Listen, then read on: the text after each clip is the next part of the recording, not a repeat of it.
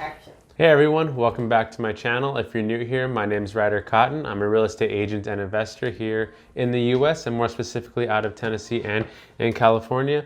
And on this channel, we're going to dive into strategies and tools that help us live happier and financially productive lives. Today, we're going to talk about 5 investment strategies that you need to know about before you begin investing. Before we begin, if you could please like, comment, subscribe, and hit the notification button down below, I would be eternally grateful for your support. Number 1 on the real estate investment strategy you should know about, house hacking. So house hacking is an investment strategy geared towards first-time investors. You know, generally you'll look at purchasing a single family, duplex, triplex, fourplex, anything 4 and lower will pretty much do. And essentially the idea behind this is to live in either one of the bedrooms while renting out the rest, or live in one of the units while renting out the other units. And the point of this is to drastically reduce your mortgage and or cash flow a little bit monthly. Now, one of the great things about house hacking is the fact that you can get in with a low money down loan with as little as 3 to 5% of the purchase price. So really, this type of investment strategy is used as a stepping stone for the beginning investor to really build their portfolio and begin growing their net worth. Now, I'm going to run through a quick example of what a house hack would look like. I'm not going to dive super deep into this, but if you're interested, just shoot me a comment and I'd love to go over it. So we're going to use a $600,000 4-bedroom, 2-bath single family in La Habra. You have a 3.5% down FHA loan, so that's $21,000. You have closing costs of $5,000. At that point, your principal, interest, taxes, and insurance with your PMI is going to run you around $3,861 a month. Now, the goal is to live in one of the rooms while renting out the other 3 rooms. Ideally, you would get between $900 to $1,000 per room, or $3,000 a month total. So that $3,000 a month would bring your monthly payments, or your PITI plus PMI, down to $861 a month. Now, we're also going to calculate your rental savings into this. So how much would you be saving? Or I guess I should say, what would the cost of the room that you're currently living in rent for if you had to rent that room? So if you're living in 1 bedroom, it would probably cost you around $1,000 just to rent out that 1 bedroom. And we're going to include this in the rental savings because you aren't actually spending this money on rent. So we're going to do a positive $1,000 a month rent savings. And if you deduct the $861 payment from your $1,000 a month rent savings, that will leave you a $139 a month cash flow. Now, we have to remember that you need to save money, otherwise known as reserves, to cover the cost of items that may need repair in the future. You may need a water heater, HVAC repairs, electrical repairs. So really, you may want to save about $200 a month to cover these costs in the event of something happening. All right, so if you take your monthly cash flow of $139 and subtract your $200 a month reserves that you need to save for expenses, that's going to leave you with an out-of-pocket expense of $61 a month, or $732 over the year. And with this, we can now go a little bit further and calculate your NWROI. So if we use our example here, you will take your negative $732 and add $9,977, and on top of that, add your appreciation of $24,000 in a year. We're going to take that total and divide that by your initial investment of $25,000, which is your down payment plus your closing costs. Once you divide those two numbers, you will get an NWROI of 127%, meaning in 1 year, you've increased your net worth off of your initial investment by 127%. Now to me, that's pretty bananas, and I wish I had done that from the get-go. So the second real estate investment strategy that you can look at is more of a traditional investment. Again, you may want to look for single family, duplexes, triplexes, fourplexes. And for this traditional type of investment strategy, you're going to use a traditional 20% down payment.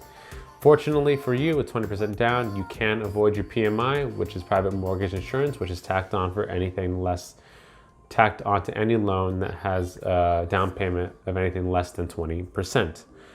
Now, with a property like this, you can decide that you want to self-manage or hire a property manager to run the property for you.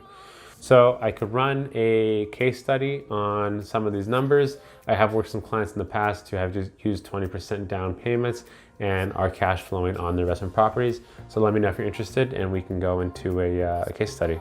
The third investment strategy that you should know about is flipping properties. So essentially, when you're flipping properties, you're gonna buy a distressed property at a discount, and it's usually gonna be off market.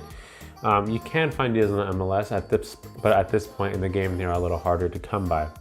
And the financing for these types of properties are usually cash, hard money loans, or OPM, other people's money, i.e. partners. I will run over a quick example of what a flip may look like for you. So real quick, real brief, you buy a $400,000 property with an after repair value of $550,000. You put 20% down, $80,000, and you use a hard money lender to float the remaining 80%. He may also cover the repairs, 100% of the repairs. And in this particular property, as an example, there's $50,000 of repairs that need to be done. The holding cost and monthly payment that's due to the lender is $4,000 a month, and this is a 3-month rehab job. You will also need to calculate miscellaneous costs such as taxes, insurance, utilities, and other costs associated with the property, and we'll guess that around $5,000 a month. Now, once the rehab is completed, you do need to list the property, and you do have fees associated with that, like the buyer's commission, the listing agent commission, and other fees associated with that. So if we take the $550,000, we take away our initial down payment of $80,000, we pay back the loan, we pay back the $50,000 in repairs, we pay back the $4,000 in holding costs, the $12,000 the $12,000 in holding costs, excuse me, the $5,000 in miscellaneous costs, and the $33,000 in listing fees. That will leave you a profit of $50,000. I do hope that that kind of made sense. The fourth real estate investment strategy that you should know about is wholesaling. Now, this is another easy way to begin the real estate game. And much like flipping houses, you will be flipping contracts. So essentially, just as you would in flipping a property, you're gonna find a distressed one. You're gonna negotiate with that seller at a sales price and put that seller under contract for the purchase of that house. Now, what you're gonna essentially do is you're going to sell that contract to someone else. Either you're going to literally sell the contract or you're just gonna complete a double close. And your profit in wholesaling is gonna be the difference between what you put the house under contract for and the price that you're able to sell it at. Now, again, this is really quick overview, really brief, and there can be some nuances to this. So let me know if you'd like a breakdown. The fifth real estate investment strategy that you should know about is the BRRRR method. So BRRRR stands for buy, rehab, rent, refinance, and repeats. And much like wholesaling or flipping, you're gonna generally need to find an off-market distressed property. Now, the goal of this particular strategy is to find a property at 75% of the ARV less any rehab expenses. Now, to fund these deals, again, you can use a loan or a hard money lender or OPM, and really that's where you're gonna find the majority of your financing on these deals.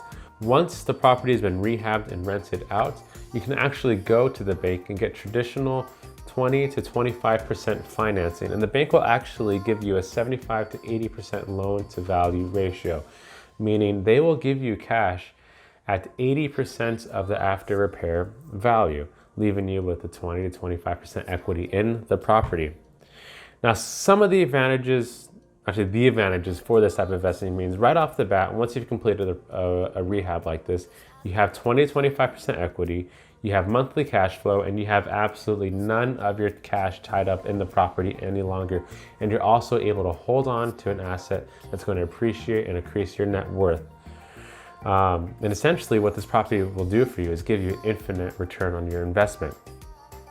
Before we end this video, and in the honor of being completely transparent with all of you guys, the only type of investment strategies out of the 5 that I've listed is the traditional 20% down turnkey rental in Memphis, Tennessee.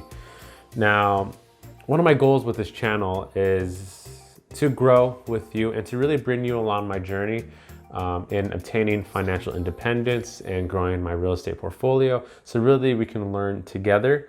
And if anyone has any ideas, or anyone has a property, or anyone finds a deal that they may find interesting, or you would just like some help running the numbers, shoot me a DM or leave a comment below and I will be sure to help you. Thanks for taking the time to watch this. I hope you got a lot of great information, and talk to you soon.